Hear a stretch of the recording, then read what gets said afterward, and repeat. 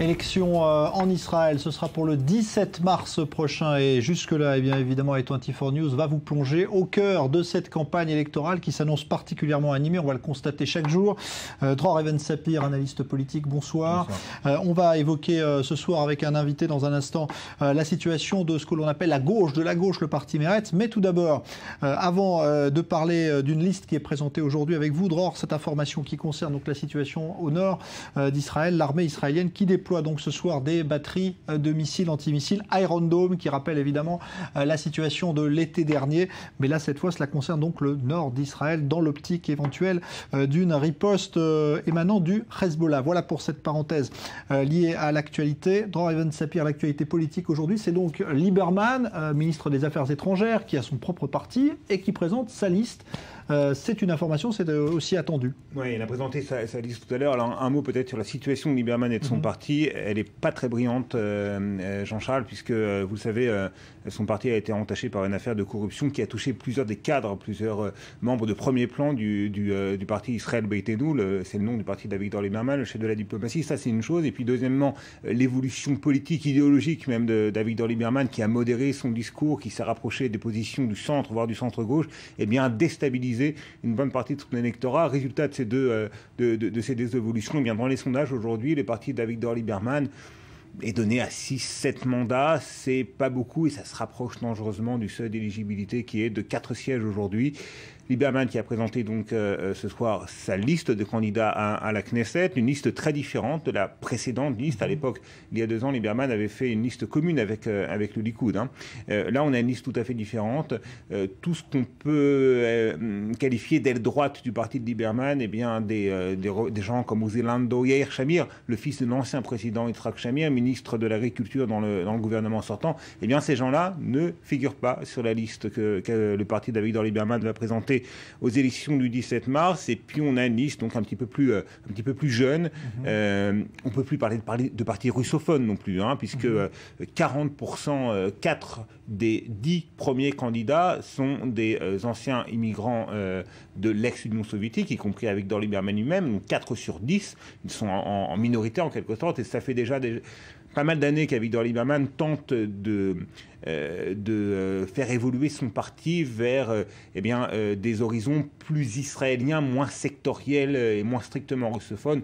Et il sait très bien que les anciens immigrants issus de l'ex-Union soviétique se sont davantage intégrés à la société israélienne et n'ont plus besoin d'un parti qui représentait ce qui serait leurs intérêts spécifiques. Donc un parti et une liste aujourd'hui plus diversifiée, plus jeune, un petit peu plus recentrée, même si on peut quand même toujours parler du Israël Beitenu comme étant d'un parti bien ancré à la droite de l'échiquier politique. Parce qu'il était question peut-être à un moment de le voir rejoindre une éventuelle coalition emmenée par la gauche en cas de victoire donc des travaillistes et de Tzipi Livni. Est-ce que ça c'est envisageable encore aujourd'hui ou pas ?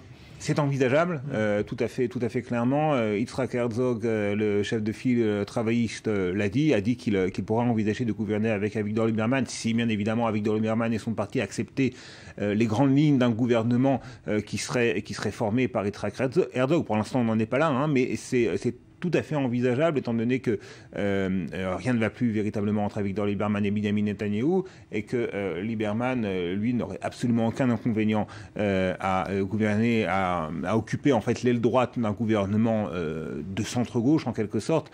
Donc oui, le centre-gauche compte ouvertement sur Avigdor Lieberman et son parti, et d'autant plus qu'encore une fois, on l'a dit, Avigdor Lieberman adopte un discours aujourd'hui qui, s'il reste toujours très nettement ancré à droite, notamment sur la question des Arabes israéliens, a tout de même évolué vers le centre sur la question des concessions territoriales qui pourraient être consenties par Israël dans le cadre d'un règlement global du conflit israélo-palestinien. Donc c'est envisageable, c'est envisagé par les deux partis, par Avigdor Lieberman et par Yitzhak Herzog Tzipi Livni, même si, encore une fois, la crainte, justement, dans ce contexte-là, il y a une crainte ressentie par les deux côtés, encore une fois, c'est que, étant donné la mauvaise posture d'Avigdor Lieberman dans les sondages, si cette tendance à la baisse se confirme, et si, encore une fois, il se rapproche du seuil d'éligibilité qui aujourd'hui est plus haut qu'auparavant, 3,25%, donc 4 sièges, eh bien là, ça pourrait être une perte, la perte d'un allié éventuel précieux pour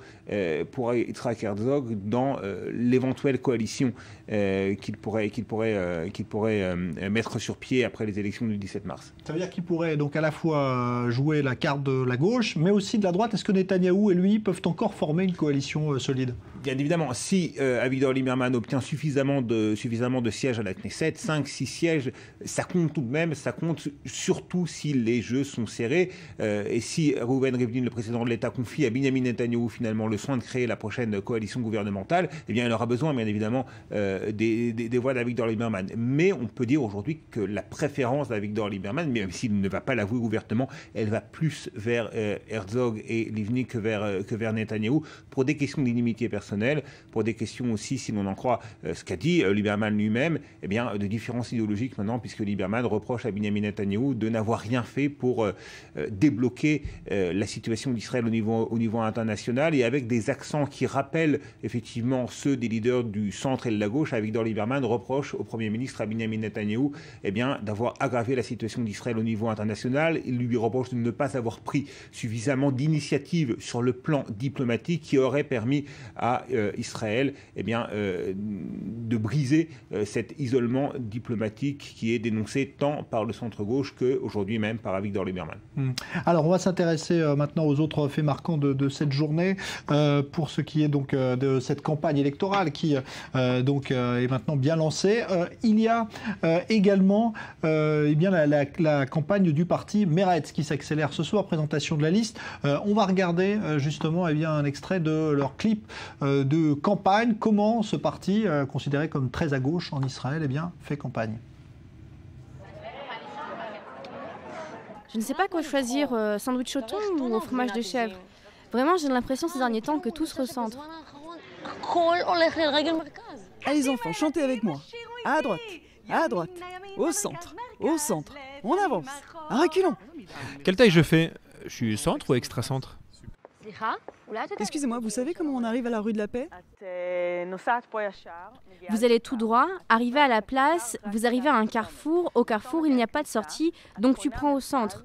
Centre, centre, centre, et à la fin, tu arriveras à droite. Seulement chez Meretz, nous affirmons avec clarté, Meretz, la gauche d'Israël, car seulement à gauche, ta voix est assurée d'être contre Bibi. Je vais vous résumer un petit peu l'esprit de ce clip. Le Meretz reproche à toute la classe politique justement de courir vers le centre et de ne pas être assez clair sur les orientations politiques. Et le Meretz se présente comme étant l'un des rares partis tout à fait clairs sur son orientation, à gauche, très clairement à gauche. Et c'est vrai que le parti travailliste, par exemple, eh bien, a beaucoup de mal à utiliser cette appellation de gauche aujourd'hui, parce que c'est pas vraiment considéré dans le contexte politique actuel comme étant une appellation à même d'attirer les électeurs. Et le Meretz, lui, est effectivement l'un des rares partis à revendiquer cette appellation. Le slogan du Meretz, à Smol chez l'Israël, la gauche d'Israël. Et donc, par rapport à cet automobiliste qu'on a vu et qui est un petit peu perdu, eh bien, cette jeune députée du Meretz, Tamar Zandberg, elle s'appelle, donne clairement des indications. Voilà, il faut aller à gauche. En gros, c'est l'esprit de ce clip. Ouais. Alors, ça veut dire qu'aujourd'hui, Meretz, quoi, des différencies radicalement de ce qu'est par exemple la liste travailliste Livni? Alors, si vous voulez, le Meretz a deux problèmes, un problème conjoncturel et un problème structurel en quelque sorte. Le problème structurel depuis déjà pas mal d'années, c'est que la société israélienne évolue vers la droite, assez clairement, les sondages le montrent. Et puis, si vous voulez, le socle sociologique qui compose l'électorat de la gauche israélienne et donc du Meretz, c'est un socle sociologique qui s'est un petit peu réduit, parce que ni les habitants des quartiers pauvres ou de ce que l'on appelle les villes de développement dans les zones périphériques du pays ne votent traditionnellement pour la gauche, ni les différentes tendances religieuses, les Israéliens pratiquants. Vous savez que les Israéliens pratiquants se divisent en plusieurs catégories. En tout cas, aucune de ces catégories n'est proche de la gauche. Les Arabes israéliens non plus.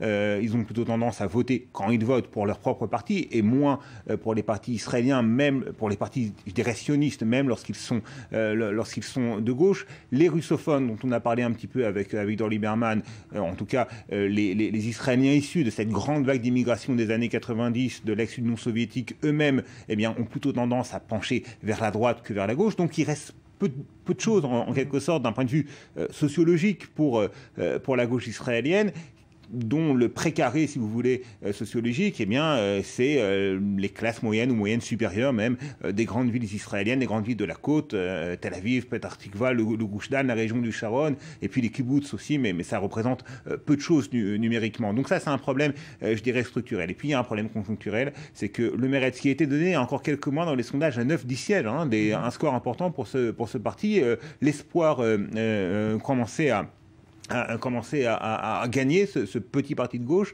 et depuis ces dernières semaines, il ne cesse de descendre ou de stagner dans les sondages. Aujourd'hui, on lui attribue 5-6 sièges, là encore, comme pour le parti de Lieberman, on se rapproche dangereusement du seuil d'éligibilité qui, encore une fois, est fixé à 4 sièges aujourd'hui, 3,25% des voix. Donc pourquoi le Meretz a baissé ces derniers temps? Tout simplement, c'est de l'effet de cette union au centre-gauche. Yitzhak Herzog, le travailliste, Tzipi Livni, une union qui a séduit beaucoup d'électeurs de gauche. Et puis aussi, c'est le résultat des élections primaires au Parti travailliste qui ont lieu la semaine dernière et qui ont donné la part belle, on en a parlé ici, aux animateurs de la contestation sociale de l'été 2011, à Sheli Yechimovitch, ancienne présidente du parti, qui reste très populaire dans une partie de l'électorat de gauche. Donc une liste plus jeune, une liste plus dynamique, une liste peut-être un petit peu gauchisée par rapport à ce que connaissait auparavant le Parti travailliste, et qui attire donc une bonne part de ce qui reste de l'électorat de gauche. Donc ça, c'est un problème structurel qui fait qu'aujourd'hui le Meretz est en difficulté par rapport au Parti travailliste ou à la liste d'union du centre-gauche qu'on appelle en hébreu un Machane Hatzioni, le camp sioniste, qui lui fait le nombre incontestablement. Oui. Alors c'est aujourd'hui que ce parti, donc Meretz, organise ses primaires pour dresser à son tour sa liste de candidats. Il nous reste encore quelques minutes. On va évoquer tout cela maintenant et de visu, puisque voilà, notre invité est en train de se mettre en place pour donc évoquer ce parti Meretz dans cette campagne électorale. Bonsoir Bernard Luxembourg. Merci d'être là. Vous êtes membre du parti Meretz. Oui. Alors, qu'est-ce que c'est là? Comment Meretz veut se positionner dans cette campagne? Parce qu'on parle beaucoup de Netanyahou, de Livni et de Herzog, et aussi des autres, pas beaucoup de Meretz. Où vous voyez aujourd'hui, vous? Proche de qui? Différent des autres? On est un parti idéologique. Contrairement à beaucoup de partis qui existent en Israël. Nous sommes proches du Parti travailliste, mais nous avons notre idéologie, et chaque fois que Meretz a été dans la coalition avec le Parti travailliste, il y a eu des résultats. Pourquoi? Parce que Meretz était suffisamment fort pour entraîner la droite du Parti travailliste vers les buts que nous avions en commun. Mais par exemple, sur les questions comme par exemple la question palestinienne, vous êtes sans doute très éloigné de ce que proposent aujourd'hui Livni et Herzog, ou est-ce qu'il y a quand même des choses où vous vous rejoignez? Non, les choses, on se rejoint. Plutôt, eux nous rejoignent. Ouais. Parce que si je devais faire un historique, nous étions ceux qui étions les traîtres, ceux qui parlaient avec les Palestiniens, et eux ne voulaient pas parler avec les Palestiniens.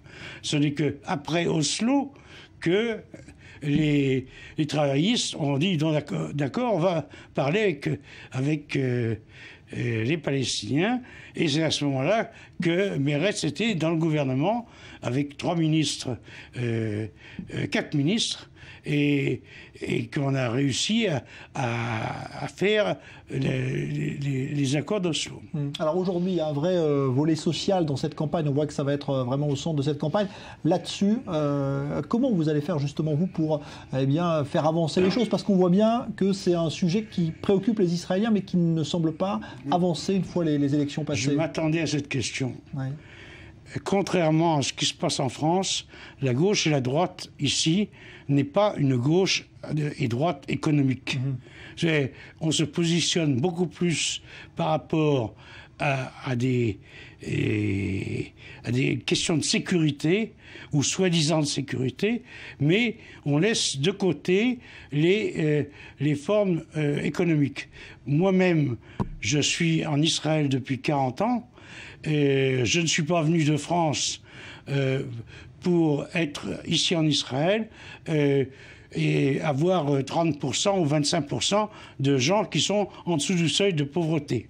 Donc j'accuse l'ensemble des gouvernements qui ont été avant, sauf le gouvernement Rabin, de n'avoir pratiquement rien fait pour les classes défavorisées.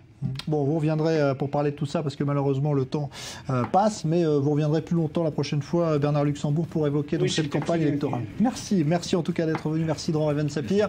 Dans un instant, Arnaud Klarsfeld en duplex depuis Paris, à tout de suite.